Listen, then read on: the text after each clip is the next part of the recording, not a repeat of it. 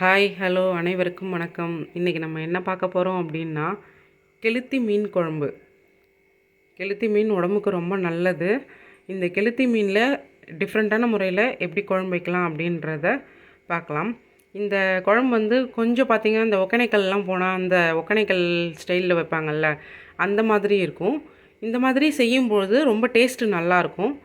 வாங்க எப்படி செய்கிறதுன்றது பார்க்கலாம். இதுக்கு தேவையானது பார்த்திங்கன்னா, இங்கே நான் கெளுத்தி மீன் க்ளீன் பண்ணி எடுத்து வச்சுருக்கேன். புளி ஊற வச்சு வச்சுருக்கேன். பெரிய வெங்காயம் 2 கட் பண்ணி எடுத்து வச்சுருக்கேன். 2 தக்காளி கட் பண்ணி எடுத்து வச்சுருக்கேன். பூண்டு தோல் உரித்து இடித்து எடுத்து வச்சுருக்கேன். கொஞ்சம் கருவேப்பிலை, குழம்பு மிளகாத்தூள் காரத்துக்கு ஏற்ப மாதிரி, மல்லித்தூள், மஞ்சள் தூள், வெறி மிளகாத்தூள் எடுத்து வச்சுருக்கேன். அடுத்தது நம்ம எண்ணெய் ஊற்றி வதக்கி அரைக்கிறதுக்கு தேவையான பொருள் என்னென்னா, ஒரு வெங்காயம், ஒரு தக்காளி, ஒரு பிடி கருவேப்பிலை, பூண்டு, இஞ்சி இதெல்லாம் எண்ணெய் ஊற்றி வதக்கி நம்ம அரைச்சி செய்ய போகிறோம். வாங்க எப்படி செய்கிறதுன்றதை பார்க்கலாம். அடுப்பில் ஒரு கடாய் வச்சு கொஞ்சமாக எண்ணெய் விட்டுக்கோங்க. இதில் நம்ம அரிஞ்சு எடுத்து வச்சுருக்குறோம்ல, வெங்காயம், தக்காளி, கருவேப்பிலை, பூண்டு, இஞ்சி இது எல்லாத்தையுமே அப்படியே ஒன்றா போட்டு வதக்கணும். இது வதங்கட்டும். இது வதங்கிறதுக்கு கொஞ்சமாக உப்பு போட்டுக்கலாம். இது வதங்கிட்டு இருக்க சைட் பை சைடில் நம்ம அடுத்து குழம்பு தாளிக்கிறதுக்கும் பார்த்துக்கலாம். இது வதங்கட்டும். ஒரு சட்டி வச்சு ஹீட் பண்ணியிருக்கேன். தேவையான அளவு கடலை எண்ணெய், நல்லெண்ணெய். இந்த மாதிரி நீங்கள் நல்லெண்ணெய் கலந்து செய்யும்போது ரொம்ப டேஸ்ட் நல்லாயிருக்கும்.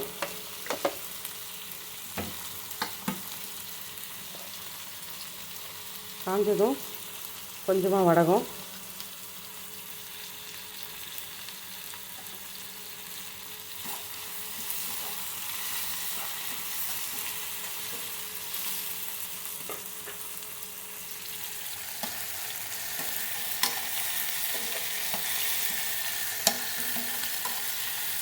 ஏன்னா அது வதங்கிட்டே இருக்கும். இதுவும் வதங்குச்சு அப்படின்னா அரைச்சி எடுத்துகிட்டு வந்து அதில் ஆட் பண்ணிடலாம். அது வரைக்கும் நம்ம வெயிட் பண்ண தேவையில்ல. எல்லாமே ரெடியாக இருந்தாலும் சட்டுன்னு 10 நிமிஷத்தில் வச்சிடலாம். ரொம்ப டேஸ்டியான கெளுத்தி மீன் குழம்பு.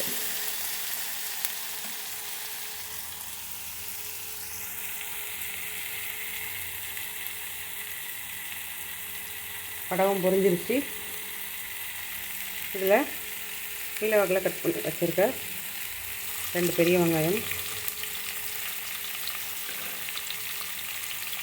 இடித்து வச்சுருக்க பூண்டு, கருவேப்பிலை,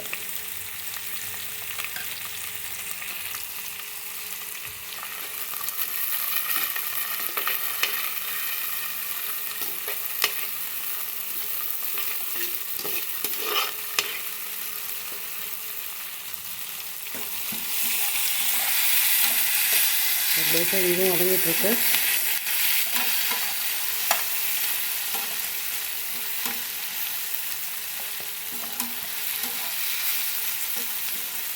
மீன் குழம்புன்றது எப்போவுமே ஒரே ஸ்டைல்லே செஞ்சு சாப்பிடாதீங்க. ஒரு தடவை தேங்காய் அரைச்சி ஊற்றி செஞ்சு சாப்பிட்டு பாருங்கள். ஒரு தடவை வதக்கி அரைச்சி விட்டு செஞ்சு சாப்பிட்டு பாருங்கள். ஒவ்வொரு குழம்பும் நீங்கள் ஒரு ஸ்டைலில் வைக்கும்பொழுது ரொம்ப நல்லாயிருக்கும். அந்த ஒவ்வொரு டேஸ்ட்டுமே சாப்பிடாதவங்க கூட விரும்பி சாப்பிடுவாங்க. அடுத்து தக்காளி,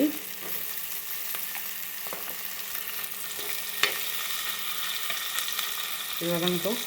இது வதங்கிடுச்சு. அடுப்பு ஆஃப் பண்ணிடலாம்.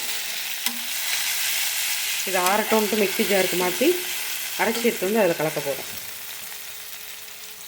அது வரைக்கும் இது நல்லா வதங்கட்டும்.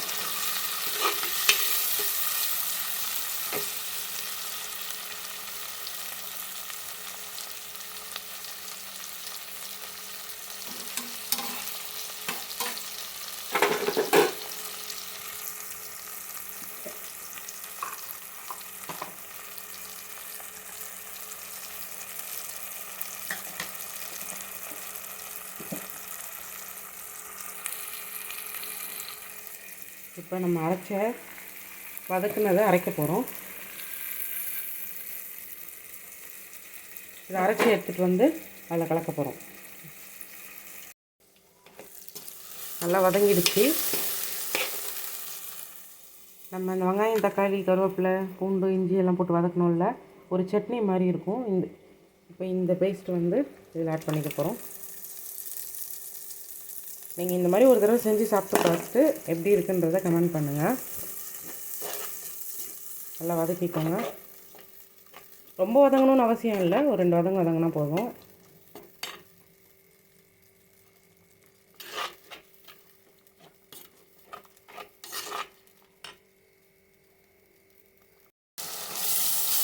நல்லா இந்த மாதிரி வதங்கினதுக்கப்புறம் நம்ம எடுத்து வச்சுருக்க மசாலாஸை ஆட் பண்ண போகிறோம். குழம்பு மிளகாய் தூள் வீட்டிலே ரெடி பண்ணது, மல்லித்தூள், ரெட் சில்லி பவுடர், மஞ்சள் தூள், இது எல்லாத்தையுமே இதில் போட்டுக்கிறோம்.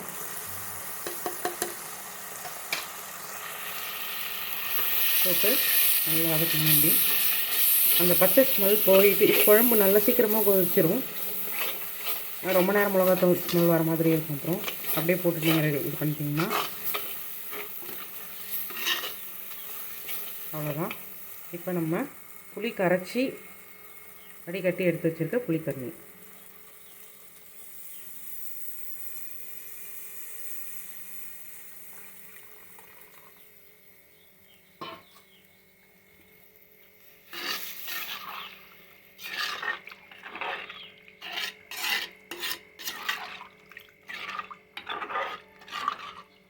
இந்த ஸ்டேஜில் நீங்கள் உப்பு பார்த்துக்கோங்க. உப்பு பத்தலைன்னா நீங்கள் போட்டுக்கலாம்.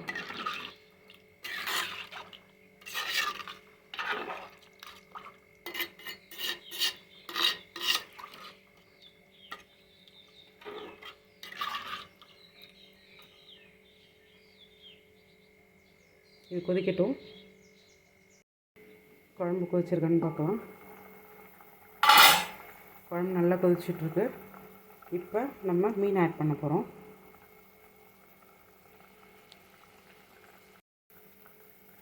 இப்போ நம்ம மீன் எல்லாத்தையும் ஆட் பண்ண போகிறோம்.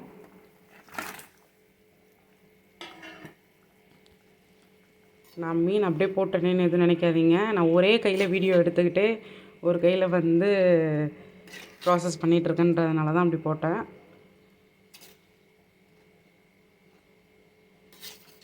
இங்கே பாருங்கள். இப்போ ஒரு 5லேருந்து 7 நிமிஷம் குழம்பு நல்லா கொதிக்கணும்.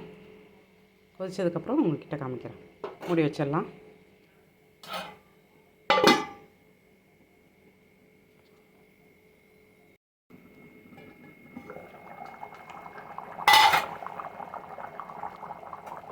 குழம்பு நல்லா கொதிச்சு மீன்லாம் சூப்பராக வெந்திருக்கு.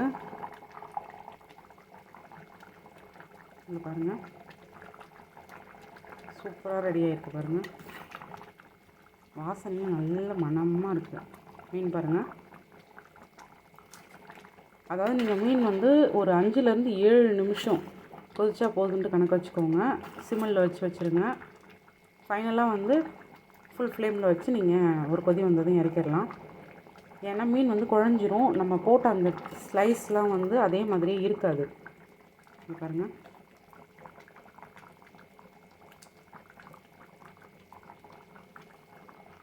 அவ்வளோதாங்க. வேணுன்னா கொத்தமல்லி தழை நீங்கள் தூவி இறக்கிக்கலாம். உங்களுக்கு பிடிச்சிருந்தா நீங்களும் இதே மாதிரியே ட்ரை பண்ணி பாருங்கள். லைக் பண்ணுங்கள், சப்ஸ்கிரைப் பண்ணுங்கள். தேங்க்ஸ் ஃபார் வாட்சிங்.